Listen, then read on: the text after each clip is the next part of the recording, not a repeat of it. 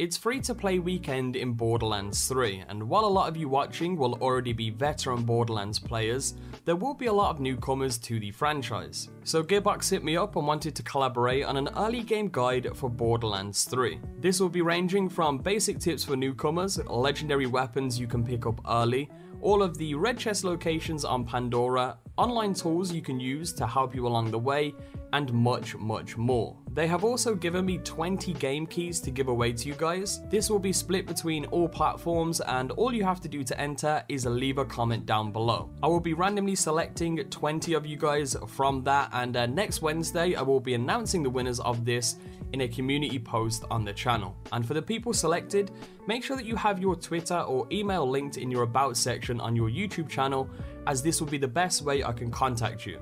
Other than that, let's jump straight into it.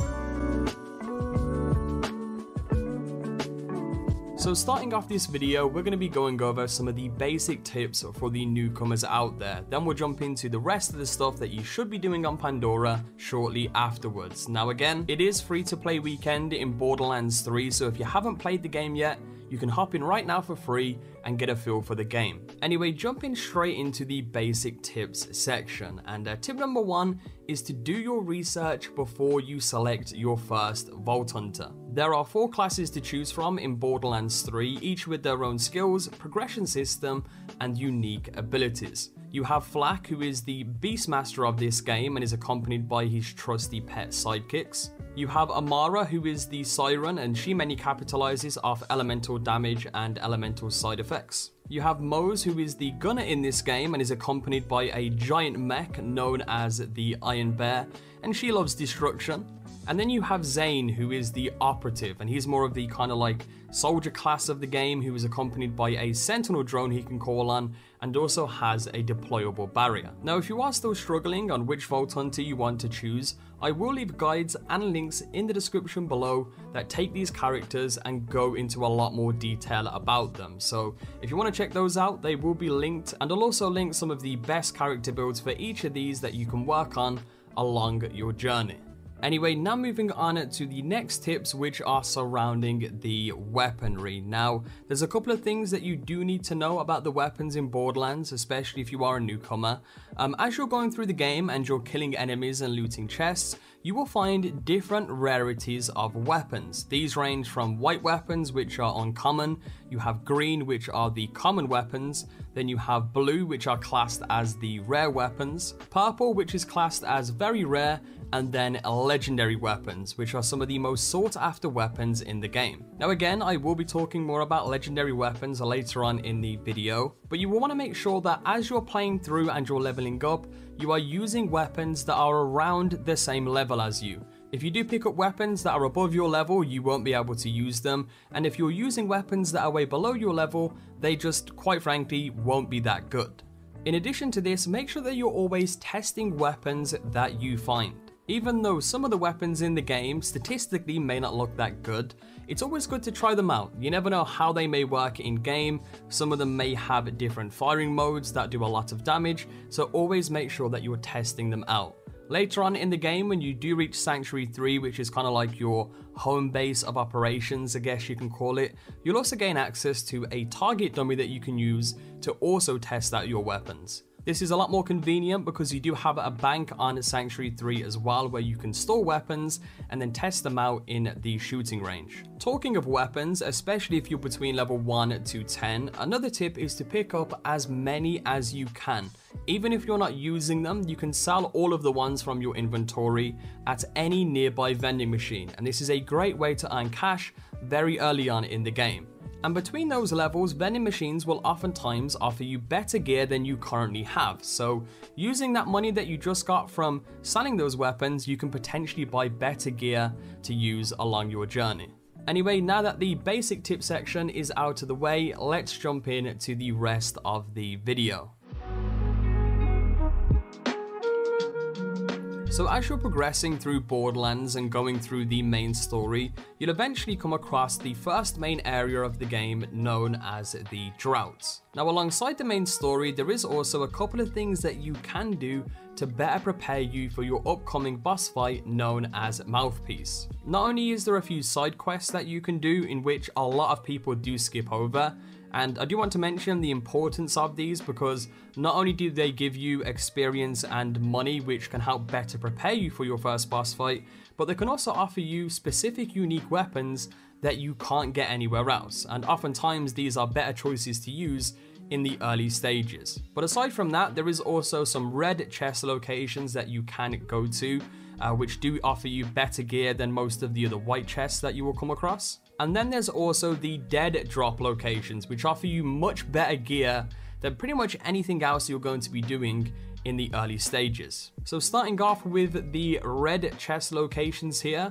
the first one you gain access to is actually through one of the first side quests you're going to be completing, which is known as Powerful Connections. This is a quest that is available to you in an outpost just outside of the Crimson Raiders hideout right here on the map, and all you have to do is simply walk up to the broken vending machine and accept the quest. Now during the quest, your tasks will be to collect a skag spine, use the skag spine on the vending machine, and then fix the vending machine. But there is a bonus reward for collecting the human spine, and you want to make sure that you pick that up because by doing that, you'll then gain access to the first red chest. The hatch at the back of the vending machine will open up, simply head down, and that's where the chest will be. Now for the second red chest, it's actually not too far away from the first one, and it can be found on top of Ellie's garage. Of course, this is where you first meet Ellie, and you have to jump on top of it from the left side, and that is where you'll find the second red chest. Now the third red chest actually continues on from Ellie's garage because there is another quest you can pick up known as Dump on Dump Truck. It's during this quest where you can gain access to the third red chest, and on top of that, you can also get a unique weapon from this known as the butt plug. Now towards the very end of it, you will have to kill Dump Truck himself. Once you have killed him, it will then task you to open up the trap door. Now if you follow the wire along the floor, you will notice that there is a cut in the wire, and you can go ahead and power this cable either by shooting it with a shock weapon or grenade, or if you look up, there is a valve that you can shoot that will spray water down onto the ground. By doing this, the trapdoor will then open up, and that is where you can get the third red chest. Anyway, now moving back into the side quests. Now, of course, 2 was already mentioned. You have the Powerful Connections and the Dump on Dump Truck, but there is still a couple more that you can do for experience and unique weapons. Another one of the first ones that you will come across is known as Bad Reception. This is given to you by Claptrap, and he will task you to collect a number of items, and completing this quest will net you some experience. The next side quest to mention is known as Golden Calves, and this will get you a rare shield known as the Golden Touch, and of course will help level you up. This quest is available once you have progressed a little bit into the story and you've escorted Vaughn all the way back to the Crimson Raiders hideout. If you simply head up there and click on the statue, that is where you can get the quest from. And then the final side quest worth you guys picking up in the Droughts region is known as the Undertaker. This can be found on the Road to Ascension in this location on the map, and this will task you to kill an enemy known as the Undertaker, who has a guaranteed chance to drop a rare weapon. Anyway, from there, once you're pretty much done with the Droughts region, you'll then be progressing through the main story into the Ascension Bluff region. And here's where things start to get a little bit more interesting. To begin, there is an enemy here known as Scrack. He can be found in this location on the map, and he is one of Sir Hammerlock's legendary hunt crew challenges. You'll be meeting Sir Hammerlock, who is aboard Sanctuary 3 when you eventually get there, but upon killing Scrack, he has a chance to drop the legendary pistol known as the Skexel. If he doesn't drop the weapon the first time, you can simply reload the game, go back to that location and kill him again, and keep trying until he eventually does drop this weapon. And I cannot stress this enough, this is one of the best early game weapons that you can find in Borderlands 3. Like, this thing is seriously a beast. You'll find yourself shredding most of the enemies early game with this thing, so it's definitely something I suggest you pick up. Now, aside from the legendary pistol you can obtain, there's also something known as Typhon Lugs. For those of you who don't know, Typhon Lugs pretty much retell the adventures of Typhon de Leon, who is the very first Vault Hunter. And in most regions of the game, there is 3 in total for you to go ahead and find. Now, upon finding all 3 in each region, it will unlock a dead drop for you. And inside of these dead drops, you can find powerful gear. And oftentimes, as you're progressing through the game, you'll notice it even more. You can get legendary weapons out of them. For instance, my friend ended up getting a legendary sniper known as the Lyuda, a level 8 version, which is kind of insane because the Lyuda is actually one of the best weapons in the game. Now again, there is 3 Typhon logs for you to find in the Ascension Bluff region. There is also some more in the Droughts as well, but I'll get more into that one here shortly because you do need to be, progress through the story a little bit until you can get access to that one. But for Ascension Bluff, Typhon log 1 can be found on the edge of the map over in this location. Again, you guys will see exactly where it is as well from the gameplay. Typhon log 2 can be found a little bit further up in this location on the map. And then Typhon log 3 can be found in this location, and you guys can see exactly where it is as well from the gameplay. Upon collecting all 3, the dead drop will then show on the map for you, but just for reference, the dead drop itself can be found in this location, and then from there you can simply go ahead and open it, and hopefully you will get some good gear inside. Now at this point, once you've done those side quests, looted the dead drop, looted the red chests, you should now be best prepared to take on Mouthpiece, who again is your first boss fight. I know this is very basic stuff, but a lot of people do tend to rush straight through the main story and end up being underleveled for this boss fight. So once you've progressed enough and you're now at Mouthpiece, here is a couple of tips just to mention it. So during the boss fight itself, there will be speakers alongside the outer walls of the arena as well as inside. These will light up and then explode and do damage to you. So when you see parts of the floor and parts of the walls light up, make sure that you guys move to a different area. Of course, at the same time, just pile as much damage into him as you can. Again, if you are around level 8 to 10, which you should be at this point, and you have the legendary Skexel pistol, this guy will be a breeze. You'll be able to take him out very, very quickly and then go ahead and loot him. Now, he does drop a unique pistol, or he does have a chance to drop a unique pistol, should I say, known as the Killing Word. And this is actually another great weapon. It's often referred to as the dubstep gun, just because of the unique effects that it has when it shoots, but it's actually pretty powerful. So that's some tips on Mouthpiece. Of course, once you've killed him, you will then keep progressing through the main story until you eventually get to Sanctuary 3 and then eventually to Promethea. But before you do that, there is still a couple of things that you can do. Number 1 is that there is another side quest that you can pick up that is in the same area as Mouthpiece. If you head up the stairs, then take a left and take another left, you can pick up the side quest known as Headcase. Completing this will give you the rare weapon known as Brashy's Dedication, which is a sniper rifle. And then again, there is some more Typhon logs and a dead drop that you can get in the Droughts region. Now, you can only complete this dead drop when you are far enough through the main quest on this planet, known as Cult Following, all the way up until the point where you get the biofuel rig is when you can complete this. So jumping into it, Typhon log 1 can be found in this location on the map, and you guys can see exactly where this is from the gameplay.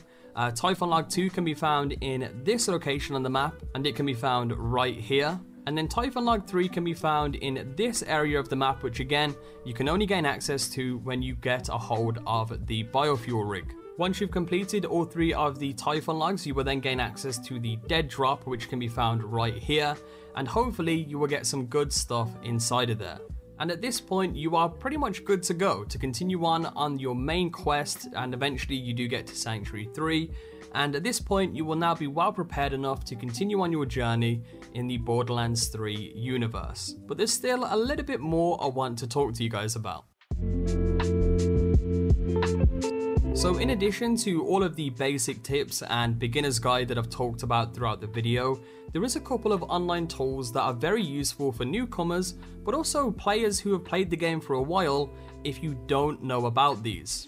Number 1 is the legendary weapon spreadsheet. I've talked about this a few times on the channel, but this is a spreadsheet that was made by someone known as Tony Diamal that details all of the legendary and unique weapons in the game, where you can find them, what they do, and some more details about them. This is very useful if you are looking for a specific weapon or just looking to see where you can find certain legendary weapons. So it's definitely something that you guys may want to use, and that will be linked in the description below. The second thing is interactive maps. Again, these will be linked in the description below, and these are pretty much guides to everything in Borderlands. These will show you the map locations of absolutely everything in the game, from white chest locations, red chest locations, rare enemies that you can fight, legendary weapons that can drop from certain enemies, side quests that you can obtain, and pretty much everything else can be found on these interactive maps. So again, if you're looking for a little bit of a helper on your way, I know some people like myself do like to kind of explore and, you know, find these things out for ourselves, but they are there if somebody does want them, and that will be linked below as well. And then the last thing is the golden keys. Now, of course, when you do get to Sanctuary 3, you will see the golden chest, and this can only be unlocked through obtaining golden keys. Now, the only way you can get these is through getting them online pretty much. Randy Pitchford does like to tweet them out, but they do expire very quickly. However, there is a page that you can go to that will show you every single active golden key at this current moment in time. There is quite a few that are permanent, so you can obtain quite a few keys right now, and a link to that will be in the description below as well. And inside of that golden chest, of course, you can find high rarity weapons, and some of the best weapons in the game can drop from that golden chest. And that's pretty much it for the video. I know it's a very different type of video than normal on the channel, but I did want to get out a bit of a beginner's guide for some people out there who are very new to the game and maybe struggling in certain areas. So hopefully some of you guys out there did enjoy this video today. If you did, be sure to leave a like down below. It's always greatly appreciated on the channel. And do remember the giveaway as well. All you have to do is leave a comment down below and you can have a chance at winning a copy of Borderlands 3. If you do already have the game, maybe you can give it to a friend, but either way, winners for that will be chosen on Wednesday. Hope you guys enjoyed the video, and I will catch you all in the next one. Peace.